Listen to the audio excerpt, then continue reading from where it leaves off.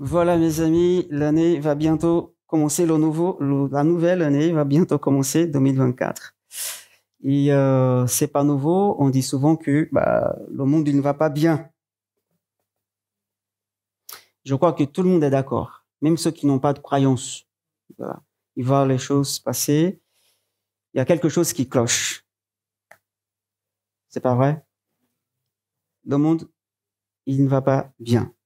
Parce que lorsque nous regardons ce monde-là qu'on vit, il n'est pas difficile de voir que nous sommes dans les ténèbres. Ah oui, Joël, on va parler de ça aujourd'hui. Non, c'est pas le sujet principal. Mais il faut qu'on commence quand même par quelque chose. C'est vrai, c'est pas si difficile de voir que le monde est dans les ténèbres. C'est pas difficile de voir non plus que le monde est dans le désordre, dans la souffrance. Il est plongé dans le chagrin. À chaque fois qu'on regarde la télé, qu'on entend les nouvelles, les mauvaises nouvelles, et on se dit, c'est suffit. On peut plus. Seigneur, nous qui sommes croyants. Jusqu'à quand? On dit ça souvent, moi je dis ça presque tous les jours, quoi. Jusqu'à quand, Seigneur? On ressent la douleur. Il n'y a même pas besoin d'aller plus loin, même si on regarde en nous-mêmes à l'intérieur, on voit aussi de la souffrance.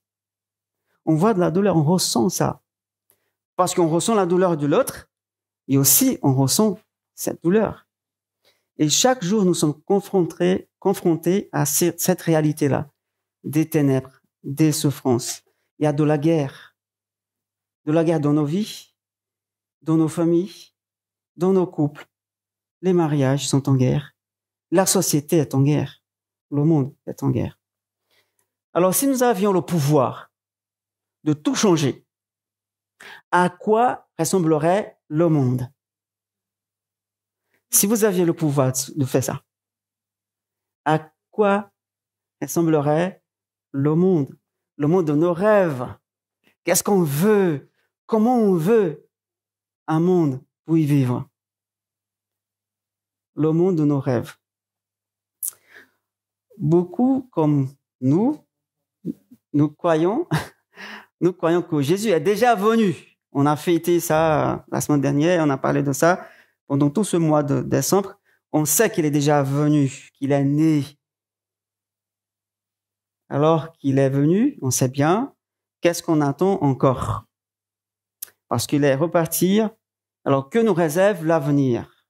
Que nous réserve 2024? Que nous réserve ces jours qui viennent? C'est le thème de ce matin. Et nous, en tant que disciples de Jésus, nous croyons non pas seulement qu'il est venu, on sait bien ça, on le croit, mais qu'il va revenir. C'est l'espérance. Il va revenir et avec lui, un monde nouveau. Le monde de nos rêves, si j'ose dire. Il va revenir. Amen. Et avec lui, un monde nouveau. Alors, on va lire Apocalypse, chapitre 21. Les premiers versets. Apocalypse 21, de 1 à 5.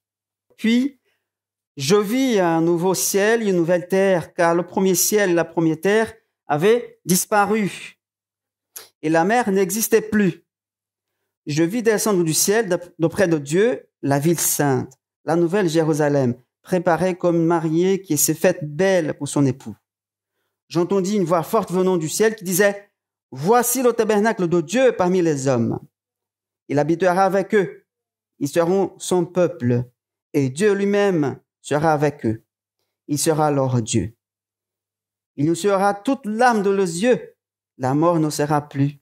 Il n'y aura plus ni deuil, ni cri, ni douleur, car ce qui existait avant a disparu. » Celui qui était assis sur le trône dit, « Voici que je fais toutes choses nouvelles. » Il ajouta, « Écris cela, car ces paroles sont dignes de confiance et vraies. » Amen. Voilà que nous lisons ce passage que vous connaissez peut-être, les derniers chapitres de l'Apocalypse de la Bible. Et nous croyons que ces chapitres-là sont destinés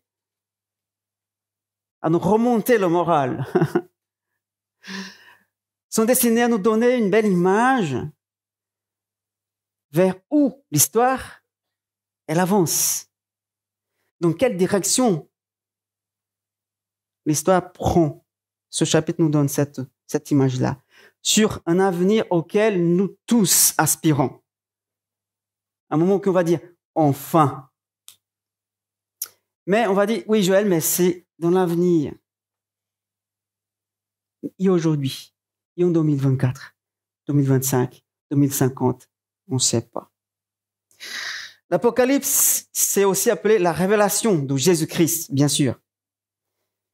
Le Seigneur qui règne dans l'univers, celui qui est assis à la droite de Dieu, il tire à un moment donné, pour Jean, il tire le rideau de l'avenir pour montrer à son apôtre Jean l'avenir qui lui-même, Jésus, a façonné déjà.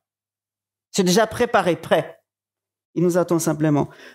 C'est mon avenir qu'il a façonné. C'est ton avenir qu'il a façonné. C'est notre avenir, l'avenir de toutes les choses. Il a façonné l'avenir de l'humanité, même du cosmos. Jésus a façonné. Il a à ces moments précis dans l'histoire, il tire le rideau, il montre à Jean. Et aujourd'hui, il nous montre à nous. Il révèle à nous ce qui nous attend.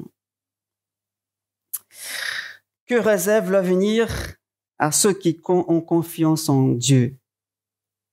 C'est plutôt ça l'idée. Parce que qu'est-ce que l'avenir réserve à ceux qui ne croient pas en Dieu? On ne sait rien. Mais à ceux qui croient en Dieu, qui font confiance à lui, on le sait. Parce qu'il est écrit pour nous. Il est écrit. Il est déjà prêt. Préparer cet avenir. Alors, la première chose qu'on voit ici dans ce passage qu'on vient de lire, que nous réserve l'avenir, dit le passage du verset 3, que Dieu habitera parmi nous. Oui, il habite déjà parmi nous, non? Oui, par son esprit. Mais nous dit la parole, j'entendis une voix forte venant du ciel, dit Jean, il entend, il voit, qui disait, voici le tabernacle de Dieu parmi les hommes. Il habitera avec eux. Ils seront son peuple et Dieu lui-même sera avec eux. Il sera leur Dieu.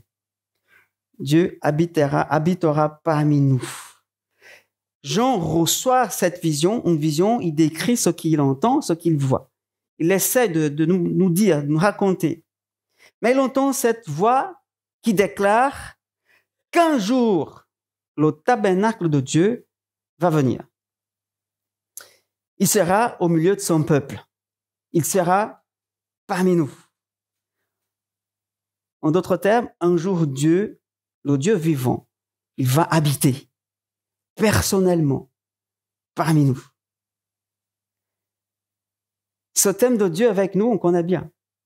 Isaïe a déjà parlé de ça quand il a annoncé la venue du Messie.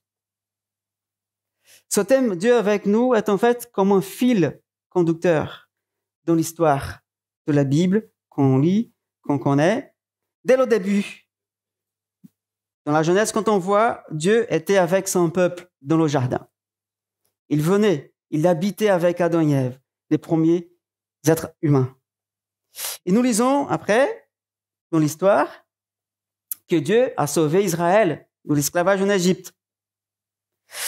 Il vague dans le désert, il erre dans le désert, et Dieu habite avec eux, dans le tabernacle.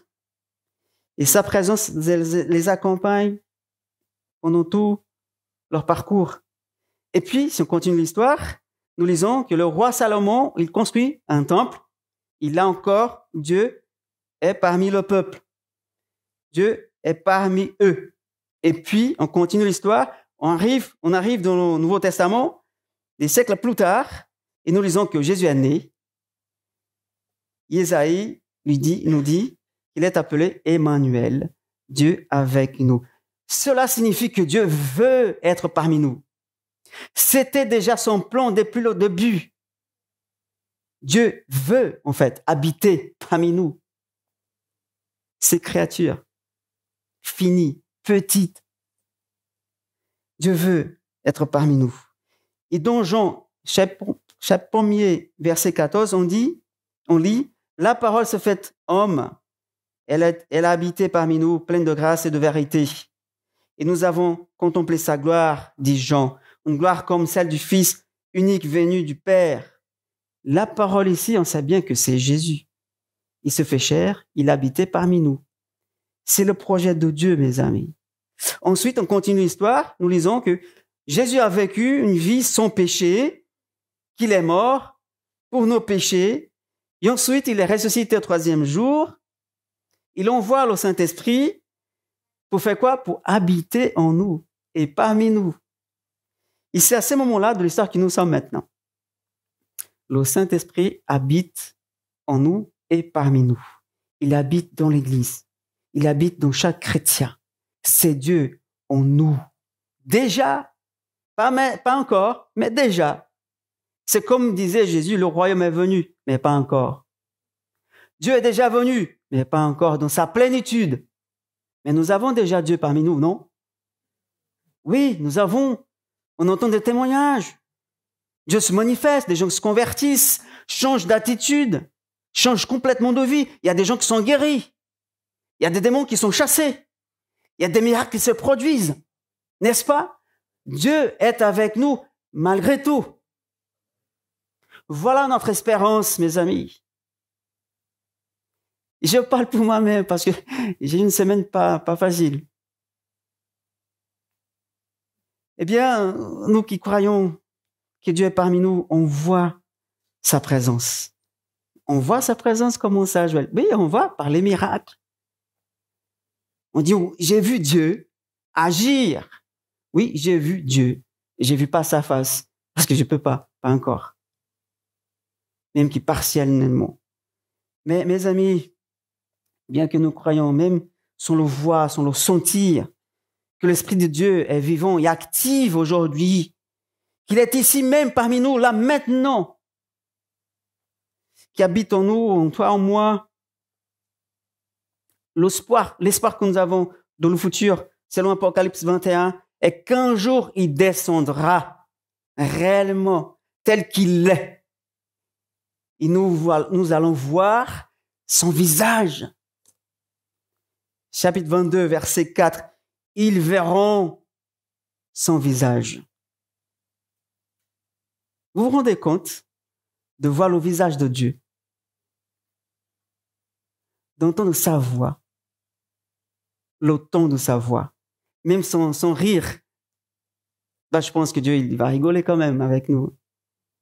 Parce qu'il est un Dieu de grâce. Il rigole. Il est content. J'essaie d'imaginer, par exemple, quand on lit dans Job, et le diable vient dans la présence de Dieu.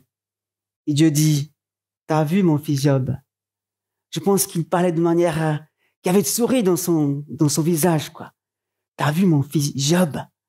Waouh, je suis content avec lui. C'est comme ça. On va voir ce visage-là, ce sourire. C'est incroyable, non?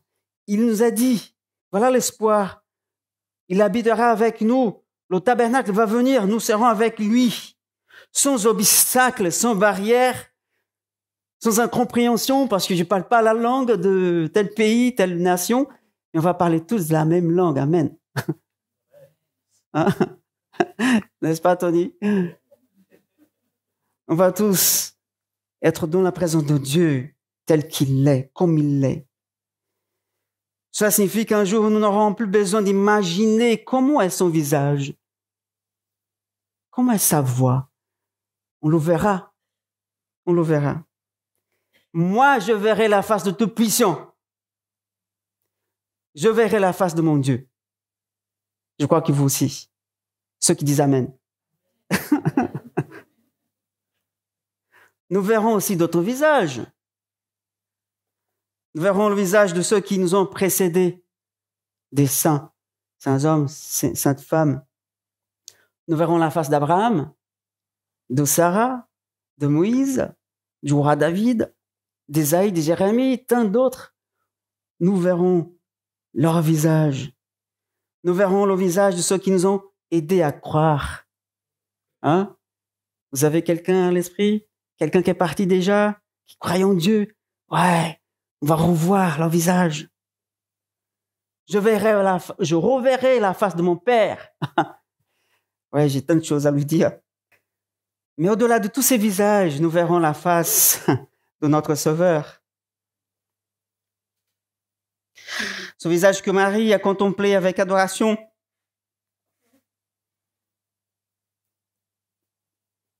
Ce visage que Joseph, son père,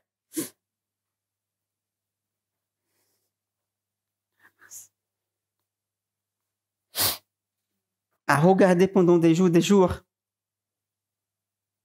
Nous verrons le visage de ce vieux prophète Siméon qui a regardé Jésus quand il était petit, quand il est venu dans le temple et qui a dit, Seigneur, je peux partir maintenant en paix parce que mes yeux ont vu ton salut. Oui, nous verrons le visage de Siméon. Et mes amis, nous n'aurons plus besoin d'imaginer à quoi ressemble son visage, sa voix. Nous le connaîtrons comme il est. Je pense que nous connaîtrons tout. Voilà l'espoir que nous avons qu'un jour nous serons pleinement dans sa présence. Là, on a un avant-goût. C'est déjà très bien quand nous sommes dans la présence de Dieu, n'est-ce pas? Quand on ressent vraiment que Dieu est là, ça nous remplit d'une paix incroyable. Imaginons le jour où nous serons face à face au Seigneur des cieux. Amen. Et lorsqu'il viendra, mes amis, pour habiter parmi nous, le verset 3 nous dit que nous serons son peuple. Mais dans la version originale en grec, le mot traduit par peuple, c'est au pluriel, pas au singulier. Alors la traduction serait donc, ils seront ses peuples. Simplement pour dire que les Irlandais, les Écossais, les Polonais, les Israéliens, les Brésiliens, les Chinois, les Anglais, les Palestiniens seront tous rassemblés devant un seul Dieu. Chaque langue, chaque tribu seront en adoration.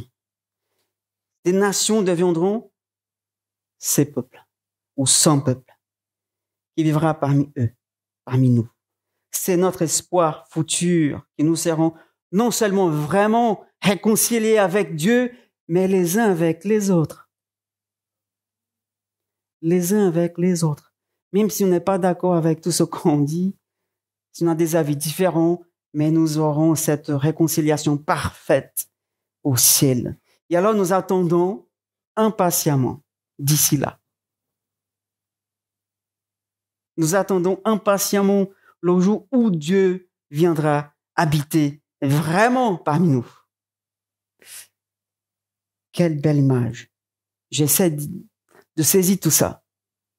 Deuxième chose qu'on voit dans ce passage, qu'est-ce que l'avenir nous réserve? Verset 4. Dieu essuiera nos larmes. Il essuiera toutes larmes de leurs yeux. La mort ne sera plus. Il n'y aura plus ni deuil, ni cri, ni douleur, car ce qui existait avant a disparu. Le monde de nos rêves. Sans tout ça. Je crois que c'est le rêve de tout le monde, quoi, de vivre dans un monde sans souffrance, sans douleur, sans cri, sans chagrin. Et je pense que nous sommes tous d'accord pour dire que le monde, malgré tout le chaos qui existe, mais il y a encore de la beauté.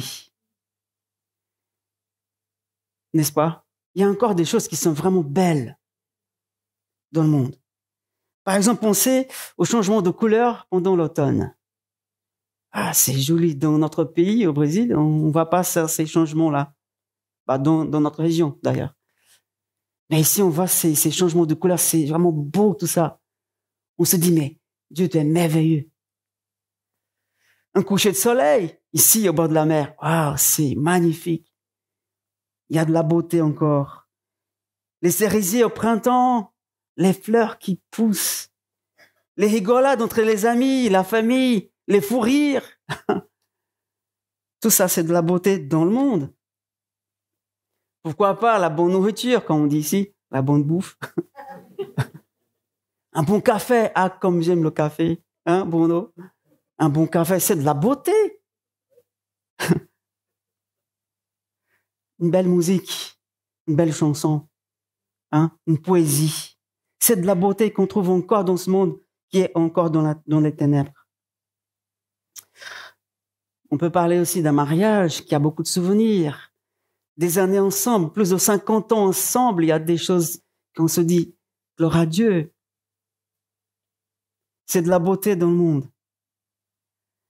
Et comme ma femme dit souvent, j'ai hâte de tenir mes petits-fils, mes petits-enfants, petits-fils ou filles, dans mes bras. Quand on tient un bébé, c'est de la beauté. Le sourire d'un bébé, c'est quelque chose de magnifique. C'est de la beauté dans le monde. Nos enfants, notre vie en famille. Oui, mes amis, il y a encore de la beauté dans ce monde-là. Il faut pas oublier ça. Mais nous, on a la tendance plutôt de regarder ce qui est mauvais. Et on laisse côté un peu ce qui est beau, joli, la beauté qu'il y a encore dans ce monde. Ah oui, je sais, on est tous d'accord avec tout ça. Mais le monde, il est encore plein de douleurs. Oui, c'est vrai, de mal, de mort, de souffrance. Et on se dit, je me suis vraiment épuisé avec tout ça. Je suis fatigué. Les choses ne sont pas changées. Alors que j'imagine, à l'époque, quand Jésus est venu, le Messie, qui allait apporter la solution. On avait parlé ça il y a quelques semaines. La solution de nos problèmes. Il est venu, il a grandi. Un enfant, un adolescent, un jeune homme, 30 ans, rien n'a pas changé. Le Messie est là, mais rien ne change. Qu'est-ce que se passe? Je pense que les gens se posaient la question quand même. Mais s'il est le Messie, pourquoi les choses ne changent? Il nous semble dans cette même pensée aujourd'hui, les choses n'ont pas encore changé telles que nous voyons. Mais nous dit Apocalypse qu'un jour, ça va changer. Ça a commencé à changer quand même à partir de ma vie, parce que j'ai rencontré Jésus, ça a changé en moi. Mon monde a changé. Votre monde a changé aussi. Et le monde qui vous entoure aussi change de petit à petit, n'est-ce pas? Parce que la lumière où elle est, elle brille. Elle doit briller. Et ça change ce qui est autour de nous. Mais on se sent fatigué, épuisé, c'est sûr. Moi, plutôt. Et je dis, Seigneur, les choses ne changent pas. Les choses, quand je regarde, vont de pire en pire. La mort est toujours là. Et on se dit souvent, viens, Seigneur, s'il te plaît, viens mettre fin à tout ça. Mercredi dernier, là, j'ai appris une mauvaise nouvelle dans ma famille. La mort de mon oncle, le dernier frère de mon père. Il n'était pas âgé. Il a eu un infarctus comme ça, en conduisant. Il a eu un accident. Mais heureusement, pas d'autres personnes ont été blessées, mais il est parti sous le coup. Ils m'ont dit, voilà, tonton est décédé. J'y croyais pas. Comme ça. La mort est toujours là. Et on est tous d'accord, on dit, on déteste la mort. Elle nous fait vraiment mal. On n'aime pas ça. Parce que c'était pas le plan de Dieu. La mort. C'était dû à nos péchés que la mort est venue dans le monde. Déjà la mort spirituelle, et après la mort aussi physique. Nous détestons la mort. Elle nous dégoûte. Et comme dit Paul, c'est un ennemi puissant. Le plus puissant même, c'est la mort. Et comme il dit dans 1 Corinthiens 15, 26, le dernier ennemi qui sera anéanti, c'est la mort. Mais elle sera encore là jusqu'à la fin. On doit vivre avec. Mais c'est pas facile, parce que c'est pas normal. C'est pas normal. Le problème, c'est qu'on s'habitue. On s'habitue à la mort, même à la souffrance. C'est-à-dire, on pleure plus. On voit la souffrance, on est indifférent. On est tellement habitué, ça ne fait rien en nous. C'est ça le problème. On commence à être imprégné par les ténèbres. Et si nous restons avec nos regards dans l'avenir que Dieu nous a préparé à façonner, on se dit non, ça c'est pas normal. La souffrance, elle n'est pas normale. Et lorsque nous lisons Apocalypse 21, on voit ça, un jour, il n'y aura plus de mort, plus de deuil, plus de cris, plus de douleur. Cela fait quand même palpiter notre cœur d'impatience. On dit, Seigneur, anticipe ça, Seigneur, ce moment-là, parce que nous avons besoin. Je vous dis, à vous, à toi, ceux qui sont dans la souffrance là, en ce moment même, qui souffrent, écoutez ceci, un jour, il n'y aura plus de cancer, il n'y aura plus de Covid, plus d'accidents, plus de crise cardiaque, il n'y aura plus de relations brisées, plus de pauvreté, plus de manque de logement, il n'y aura plus de gouvernement corrompu. Non. Fini le racisme, le trafic d'êtres humains, fini les addictions, les dépendances, plus jamais de suicide, plus de dépression, plus jamais de guerre, plus de mort, plus de deuil, plus de larmes, jamais la malédiction. Tout ça sera anéanti un jour. Voilà notre espoir, notre espérance. C'est ce que dit Apocalypse 21. Plus rien de ça. C'est fini. Qu'est-ce que ça fait en nous aujourd'hui? Parce qu'on est encore là, dans cette réalité. On est encore en 2023. Qu'est-ce que savoir tout ça nous fait aujourd'hui? À mon avis, ça nous rend confiants de continuer, malgré tout. Cela nous rend confiants et pleins d'espoir. Parce que l'espérance de ce grand jour, mes amis, nous aide à persévérer aujourd'hui. C'est ça qu'elle fait aujourd'hui pour nous. Nous aide à persévérer, à continuer à avancer, malgré tout. Dieu nous montre que bien qu'il y ait encore des moments difficiles, que la vie semble être trop dure, que le monde semble être brisé, irréparable, on voit encore qu'il l'amour est là. C'est comme si l'ennemi a encore le dernier mot. Ces versets-là, mes amis, de Apocalypse 21 montrent que, en fait, c'est notre Dieu qui a toujours le dernier mot. Pas l'ennemi, pas la maladie, pas les difficultés. C'est Dieu, c'est Jésus qui a le dernier mot. Alléluia. Gloire à toi, Jésus. Celui, Jésus, qui est déjà venu une fois et a vaincu la mort, qui revient bientôt, celui-là, il aura le dernier mot. Et on peut continuer à avancer avec lui. Et d'ici là, nous vivrons, nous continuons, en attendant, et en sachant, beaucoup disent que nos larmes, un jour, seront toutes essuies. L'écrit dans Psaume 56, verset 9. Écoutez ceci. Dieu compte les pas de ma vie. Il recueille mes larmes dans son outre. Il a enregistré chacune d'entre elles dans son livre.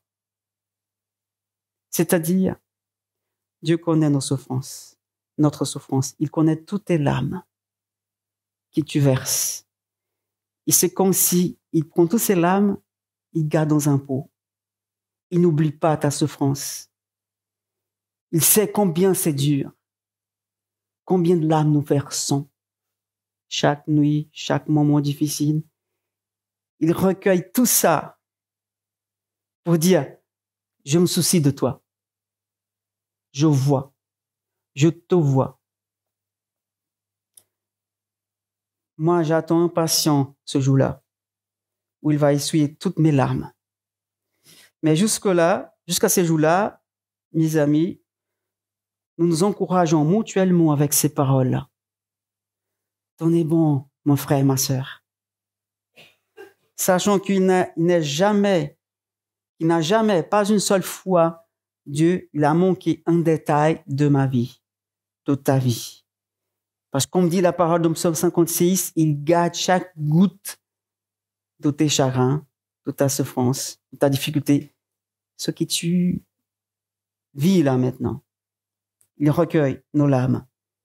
Il les enregistre dans son livre. Ça, c'est la deuxième chose. Il va essuyer toutes nos larmes. La troisième chose qui nous réserve l'avenir de ceux qui croient en Dieu, qui ont confiance en lui. Dieu fera toutes choses nouvelles, nous dit le verset 5. C'est lui-même qui dit, celui qui est assis sur le trône. J'entends, il dit, celui qui est assis sur le trône, il dit, voici que je fais toutes choses nouvelles. Et le mot nouveau ici, utilisé dans ce passage, c'est le mot grec kainos, et pas néos. C'est-à-dire, il renouvelle, c'est pas fait de nouveau. C'est pas qu'il va détruire l'ancien, il refait tout à nouveau. Non, il renouvelle ce qu'il y a déjà. Kainos. C'est une nouveauté de qualité. Il va nous améliorer ce que nous sommes déjà. C'est parce que notre âme, le moi, c'est ça qui c'est mon âme. Il va garder, il va préserver, mais il va améliorer. Ça signifie simplement que je serai toujours Joël. Pas petit comme ça, je pense. Il va me donner encore un peu au plus de cheveux. Hein, hein David?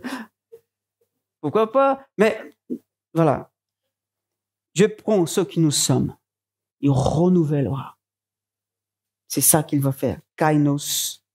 Ainsi, lorsqu'il dit qu'il va faire toutes choses nouvelles, cela ne suggère pas qu'il va détruire le moi, Joël.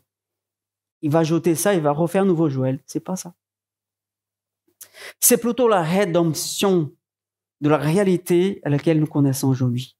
C'est pareil pour le monde. Il va renouveler toutes choses. Cette réalité que nous connaissons aujourd'hui. Par exemple, quand on renouvelle un meuble à la maison. Moi, j'avais fait ça il y a quelques mois. Une table quelqu'un nous avait offert. On se dit, on va renouveler cette table. J'ai tout dévissé, j'ai tout coupé, j'ai poncé, j'ai mis le vernis, j'ai fait ça et ça. Bam! Une nouvelle table, mais c'est toujours la même. Mais une nouvelle table. Elle continue d'être utilisée comme une table, mais une nouvelle. Voilà ce qu'on renouvelle. Dieu fera la même chose avec nous. Il va poncer. Il va donner un coup de vernis, un peu plus. Troisième couche. Ah oui, c'est pas bon encore. Il va renouveler notre vie. Alors, ok, mais quelles sont ces nouvelles choses? Déjà, nous. Verset 1 aussi, il nous dit, puis je vis un nouveau ciel et une nouvelle terre, car le premier ciel et la première terre avaient disparu. C'est-à-dire qu'à ce moment-là, le jugement a eu lieu. C'est fini. Maintenant, c'est le nouveau monde. Renouvelé. C'est la rédemption entière de tout le cosmos. Et nous sommes dedans. On voit que la Bible commence par la Genèse. Il commence par quoi? Par la création. L'histoire commence avec la création et se termine avec la création d'un nouveau monde. Ce qui signifie que la vision chrétienne que nous avons, celle que nous avons de l'avenir, ne concerne pas la fin de toute chose, mais le commencement. Le commencement de quelque chose qui ne va pas avoir fin. Qui n'a pas de fin. On lit dans la Genèse 3, bien sûr, la première création a été gâchée par le péché et depuis, la terre est, comme nous la connaissons aujourd'hui, affectée par le péché, plongée dans le péché, dans les ténèbres. Mais la promesse d'Apocalypse 21 est que magnifiquement Dieu va renouveler toutes ces choses-là. Et dans cette nouvelle terre-là que nous vivons, Jean, l'apôtre, voit que la mer n'existait plus.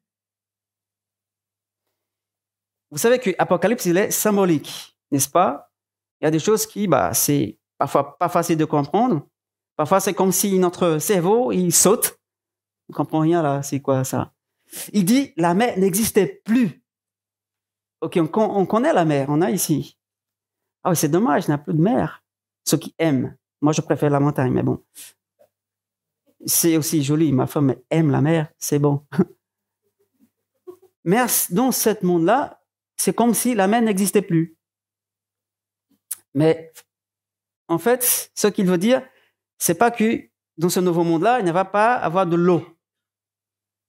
La mer ici, c'est un symbole, en fait, de chaos. La mer qui est agitée, les vagues qui se tapent les uns contre les autres. C'est le chaos. C'est la guerre. C'est le deuil. C'est la douleur. C'est pour ça qu'il plus loin, verset 5, il dit, il va essuyer tous les larmes dues à la mer qui c'est le chaos, quoi, dans le monde. Et ce monde-là de chaos n'existe pas c'est de la paix seulement. C'est de la grâce, de la présence de Dieu qui est parmi nous.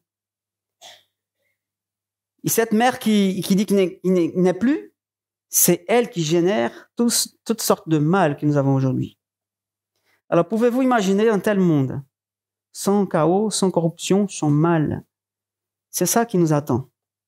Et dans la nouvelle terre, le chaos a disparu. Et c'est pourquoi j'entends du trône que toute l'âme sera essuyée. Toutes les conséquences du péché humain n'existent plus. Elles sont vraiment enlevées, effacées. Toute agitation a disparu, simplement. Jean voit aussi, après qu'il voit cette nouvelle terre, nouveau cieux, il voit descendre du ciel, d'auprès de Dieu, la ville sainte, la nouvelle Jérusalem, préparée comme mariée qui se fait belle pour son époux. Et cette nouvelle Jérusalem est appelée nouvelle, pour la distinguer de la Jérusalem d'aujourd'hui, terrestre. Elle est appelée aussi sainte, parce qu'il n'y a pas de péché en elle, et qu'elle est entièrement consacrée à Dieu. Cette Jérusalem, mes amis, cette nouvelle Jérusalem qui est sainte, est l'Église du Seigneur Jésus. C'est toi, c'est nous, la nouvelle Jérusalem, qui descend d'auprès de Dieu, pour habiter avec Dieu, dans une terre qu'il va créer, renouveler. Je ne sais pas si c'est ici, je sais rien. Imaginez-vous, combien de personnes sont sauvées? Aujourd'hui, on a 8 milliards de personnes. Alors, c'est beaucoup plus que ça, n'est-ce pas? Depuis la Genèse, Adam et Ève seront là aussi. Alors, jusqu'à aujourd'hui, combien de personnes? Ça fait un paquet. Alors, est-ce qu'on peut mettre tout ça dans cette planète-là? J'en sais rien. Mais Dieu est le Dieu de l'impossible. Il va le faire d'une manière ou d'une autre. Mais nous serons tous ensemble, toutes les nations, quand on vient de voir cette nouvelle Jérusalem, l'église sainte du Seigneur qui a été préparée comme une épouse à l'agneau. Et quand on parle de ville, moi j'aime bien visiter des villes, même si je ne fais pas souvent, mais j'aime bien. J'ai quelques villes dans notre plan, André et moi, de connaître ici en France, qu'on ne connaît pas encore, qui sont des belles villes. Je vous dis, comme Annecy par exemple, on a envie de connaître cette ville-là, parce qu'on voit des photos, sont très belles photos, des images très belles, il y a d'autres aussi, mais les villes de cette création-là, même si elles sont magnifiques, comme les Sables d'Olonne, bien sûr, elles sont magnifiques, invitantes même, elles nous attirent, venez me voir. Vues de la superficie, sont très belles, sont jolies, mais même si elles sont jolies comme tout, elles sont des lieux de violence, elles restent des lieux de violence, d'injustice, de décadence et de mort, toujours. Pourquoi? D'autant plus que le péché est là, mais parce que de plus en plus, les villes chassent Dieu à l'intérieur de la ville. Ils ne veulent pas savoir de Dieu ici. De plus en plus, les villes chassent la présence de Dieu vivant. Ils ne veulent donc pas parler de Dieu. Et la conséquence, c'est que ces villes-là deviennent des lieux de violence. Ben oui. De décadence et de mort. Par exemple, notre culte en commun qu'on fait tous les ans, vous connaissez ça, on a fait un projet de faire un concert gospel en novembre.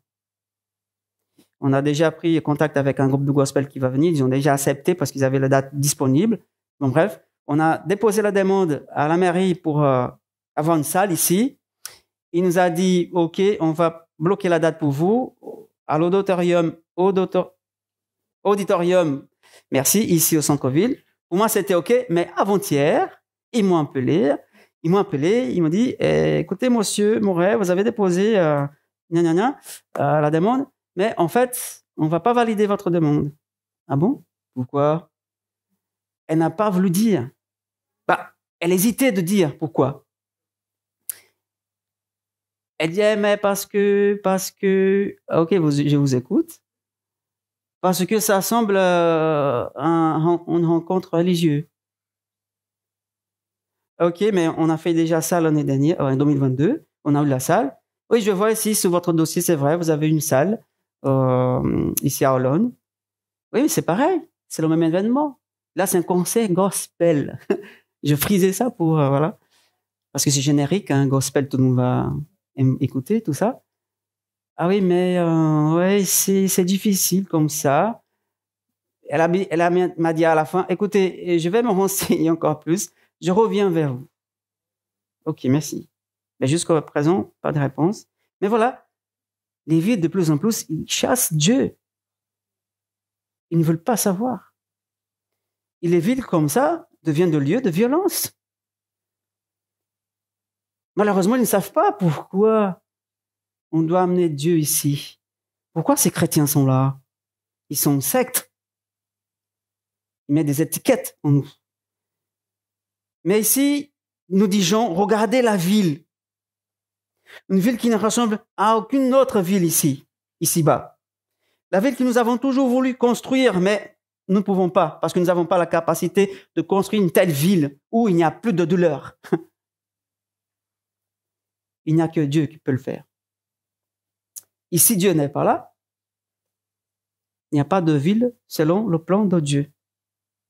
C'est comme si on voulait construire cette ville qu'on a eue depuis la création, où Dieu descendait et il restait avec le couple, Adam et Ève. C'était vraiment une ville parfaite, le monde idéal. Et quand on parle encore de ville, qu'est-ce qu'une ville représente? Déjà, des résidences permanentes, on aime y vivre, un grand nombre d'habitants, la sécurité, la protection, la communion, la beauté. Alors, l'Église, qui est cette nouvelle Jérusalem, représente tout ça. La communion, la sécurité, la beauté, la fraternité. Et la Bible montre toujours que l'Église ressemble à une cité, à une ville. Dès aujourd'hui, là, maintenant, mais d'une manière parfaite dans l'avenir, mais dès maintenant, nous sommes déjà une ville où les gens peuvent venir y être en sécurité. C'est comme l'arche qui Noé a construit à l'époque. Voilà l'Église, la ville, on est protégé. Ce qui se passe à l'extérieur, parce que même si on voit la souffrance, ça ne nous touche pas, parce qu'on a le regard dans l'avenir. Et mes amis, tout ça, Dieu a déjà commencé dès aujourd'hui. Pas besoin d'attendre l'avenir. Parce que comme dit Paul dans 2 Corinthiens 5, 17, qu'est-ce qu'il nous dit? Si quelqu'un est en Christ, il est une nouvelle créature. Ça a déjà commencé, en fait. Oui, c'est dans l'avenir, parfaitement. Mais maintenant, ça a commencé déjà. Nous sommes des nouvelles créatures. Parce que les choses anciennes sont passées. Voici, toutes choses sont devenues nouvelles dans notre vie. Dans cette vie, lorsque nous unissons au Christ par la foi, Dieu renouvelle. Il ne se débarrasse pas de ce que je suis, mais il renouvelle ce que je suis. Il ne me détruit pas, il renouvelle, il recommence avec nous. Parce qu'avec lui, il y a toujours la possibilité de recommencer. Même si on tombe, si on pêche, on peut revenir à lui, il dit, Seigneur, pardonne-moi. Et on recommence avec lui à chaque fois, parce qu'il est bon et fidèle. Il pardonne les péchés, le péché commis. Alors, Joël, tout ça, c'est vraiment bien, ça nous encourage à ton bon. Mais comment nous savons que cela va se produire vraiment? Simplement parce que Jésus l'a dit. Il a dit, mes paroles sont dignes de confiance et vraies. Alors, s'il a dit qu'il va le faire, il va le faire. Sa parole nous suffit, simplement. Alors, comment on entend sa voix? En lisant sa parole. Et quand son esprit parle aussi à notre esprit. Mais ça commence avec la parole. Alors, si vous voulez vraiment enraciner, ancrer, souder votre foi, votre confiance, lisez la parole. C'est par elle qu'on peut tenir bon jusqu'au bout, jusqu'à ce jour-là. Parce que lui, il nous parle toujours à travers sa parole. Celui qui est venu comme nous, il est né à Bethléem. Celui qui a vécu une vie totalement humaine, mais sans péché. Celui qui a accompli des miracles et a proclamé la venue du royaume de Dieu. Celui qui a été crucifié sur une croix, qui a ressuscité des morts, qui est en ce moment assis, en ce moment même assis sur la droite de Dieu, qui règne, qui façonne notre avenir. Celui qui nous dit « Mes paroles sont dignes de confiance » est vrai. Écris ça. Il nous suffit donc de lui faire confiance, simplement. Il accomplira toutes ses promesses dans notre vie. Ok, mais comment je dois attendre ça? Qu'est-ce que je dois faire? Attendons, mes amis, ce moment qui va venir en vivant le présent d'une manière qui reflète le monde à venir. Parce que, comme j'aime dire, nous sommes le reflet de Dieu sur terre. Nous sommes l'Église, le reflet de cette nouvelle Jérusalem qui est au ciel, ici sur terre, là, maintenant. Nous sommes le reflet du royaume de Dieu. Alors, comment je dois vivre en attendant? En étant un reflet de le royaume de Dieu ici, sur terre. Parce que nous sommes son représentant sur terre. Il est vrai que ce monde ne sera pas guéri tant que Jésus ne reviendra pas. C'est vrai. Mais en tant que disciples de Jésus, ceux qui ont autorité de prier afin que des miracles se produisent, on doit le faire. Qu'est-ce que la Bible nous dit? Priez les uns pour les autres. Priez pour les malades. Priez pour les âmes inconverties. Priez pour que le gouvernement change. Il nous a donné cette autorité. Dans le nouveau monde, il n'y a pas de douleur, il n'y a pas de gouvernement corrompu, il n'y a pas de crise. Mais nous qui sommes le reflet de ce royaume-là, ici sur terre, on doit vivre comme si c'était le cas ici. C'est-à-dire que nous devons prier dans le présent d'une manière à anticiper le grand renouvellement de toutes choses. C.S. Lewis avait dit, si vous lisez l'histoire, vous verrez que les chrétiens qui ont le plus œuvré pour le présent ont laissé leur empreinte sur la terre précisément parce que ils vivaient remplis de cet avenir. Ils vivaient avec l'esprit occupé par le ciel. Si les chrétiens cessent de penser au monde à venir, ils deviennent inefficaces dans ce monde, disait C.S. Lewis. Alors, si les nouveaux cieux et la nouvelle terre doivent être un lieu de justice, sans injustice, pauvreté ou maladie, nous devons, en tant que disciples de Jésus, chercher à éradiquer ces choses dès maintenant. S'il n'y a pas de larmes au ciel, nous devons essayer de essuyer les larmes aujourd'hui. C'est le reflet de ce royaume. S'il n'y a pas de maladie au ciel, nous devons chercher à apporter la santé maintenant en déclarant au nom de Jésus la santé divine sur la vie des gens. Parce que nous avons l'autorité. S'il n'y a pas de racisme au ciel, nous devons nous repentir du racisme aujourd'hui. Et maintenant, si tous les gens connaissent et aiment Jésus au ciel, nous devons inviter les gens à connaître et aimer Jésus maintenant, ici-bas. Mes amis, que l'espérance de ce grand jour qui nous attend nous aide à persévérer dans les jours qui viennent. 2024 est là. Qu'est-ce qui nous attend? Comment on doit vivre ces jours qui viennent? Avec l'esprit dans l'avenir au ciel. Que l'Esprit Saint de Dieu vous remplisse pour vraiment vivre de cette manière-là, avec cette espérance que personne ne peut enlever. Amen.